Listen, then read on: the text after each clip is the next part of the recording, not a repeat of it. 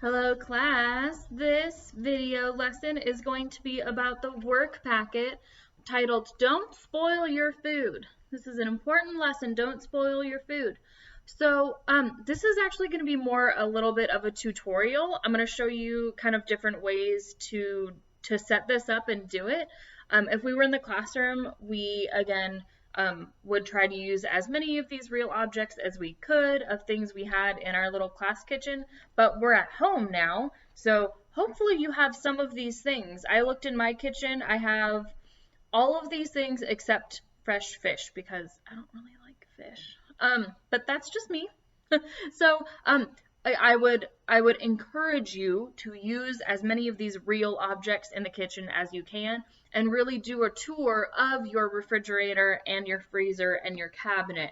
Maybe next time you get groceries delivered, or if you go to the grocery store, have your student help you unload and put away the groceries that you get, or do a little tour and talk about these things. So these food storage tips can help you keep your food fresh and safe to eat. So it's talking about refrigerators, freezers, and your cabinet. So you kind of your three main places where you keep your food. So this has kind of an outline of the types of foods that you see in a refrigerator, freezer, and cabinet. The next pages are little scenarios. So it says Todd's putting away groceries, and he needs to make sure he stored his items in the freezer. What items should be stored in the freezer? So this one you can see the freezer is open. And then there's pictures in the back of this packet that you can cut out and glue inside the right area. So this is the worksheet for the freezer items. The next page is the worksheet for the refrigerator items. And then the last page is the items for the cabinet. So it's got an open cabinet, and you can put items, glue the pictures of the foods into the cabinet. And then you'll see the last page are the little tiny pictures of food with the labels on them, and these are exactly the same foods that are on the first page of the packet. These are the same foods as listed on here. So what I was thinking would be a nice way to organize it is I'm actually going to turn it into a food sort.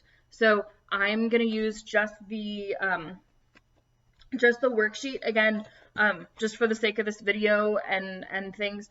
I'm just going to use the worksheet, but use real objects. Use your frozen waffles and your yogurts and your cheese. Use your real things. Let your kids smell them, touch them, really experience the fridge and the freezer and the cabinet, all of that. Get into this one. So I'm going to go ahead and pause my video while I prep them, and I'm going to show you pictures of how I lay it out. I think that might be the easiest way to do it. So we'll see how it goes. But here we go. Let me get it all set up. Okay.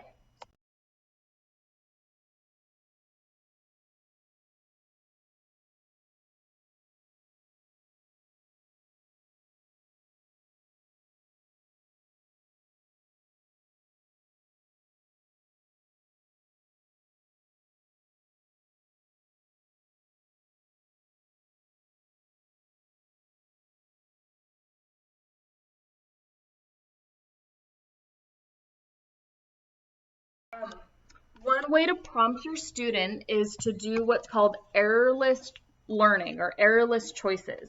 So that when it's kind of like, think of those puzzles that have the shapes cut out, like only that one puzzle piece will fit into that one option.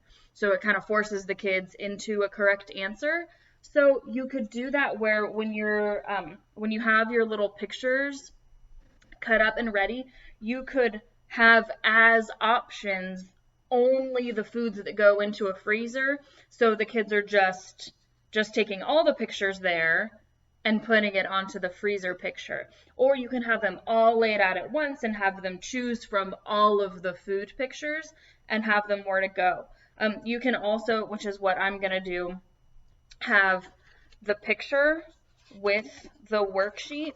So this is the freezer foods, and then the freezer worksheet, and I'm just gonna use the pictures and match the exact picture to the one here. So there's so many different ways you can do this. Kind of try a few different ways with your student and see how you want to do it. If you want more independent, you can just take a bunch of glue, put it on the whole worksheet, do that errorless choice where you're only giving them the pictures that go into the freezer, and have them just pick up the picture and put it onto here.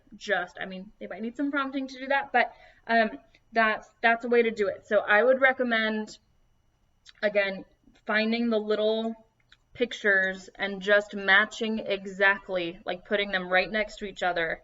The frozen, here's the frozen vegetables to frozen vegetables. So we know this one, once they're all sorted, then you can put them all in here. So there's, like I said, tons of different ways, but kind of make it your own. And again, use real objects if you can, but if not, you can just do these picture matching ways. So I hope you guys have a good time doing this worksheet series. This one, since it's kind of 3-in-1, this one might take a bit more time for you to do, but this is a great life skills lesson. I mean, grown-ups, we know that this skill of putting food away in the right spot is very important, or else we're gonna have melted ice cream, which is terrible. So